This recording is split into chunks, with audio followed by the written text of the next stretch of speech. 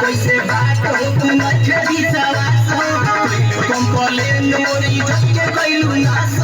अच्छा तोरा इज्जत के लागल बा हमार दुगोला कहियो राती के ठीक से होते नहीं है ई के जानो का दुगोला कराओ करू रात में चोर गोला कराओ तरू पिया संगे सुतल रहू दिया बाबू ताके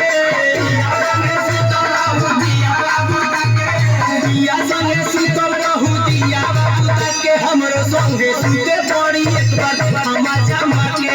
सुते के पड़ी एक बार देखे मजा के संगे सुते के पड़ी एक बार देखा मजा के 7 बजे सखी 7 बजे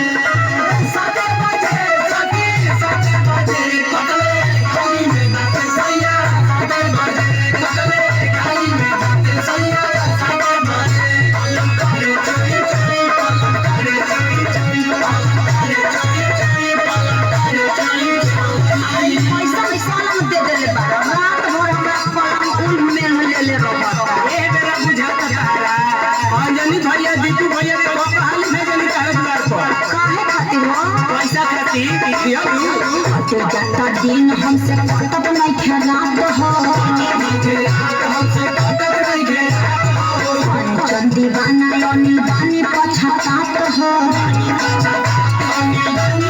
कटी जाता दिन हमरा कटत नहीं खेलात हो चल दीवाना लोनी बानी पछतात हो अरे कितना ले बताई बचतैबू ना बड़ी हो गई हमरा अच्छा अब तू ज्यादा बोल बहुत हो गई जगल बिहान हो टेंशन से न सोई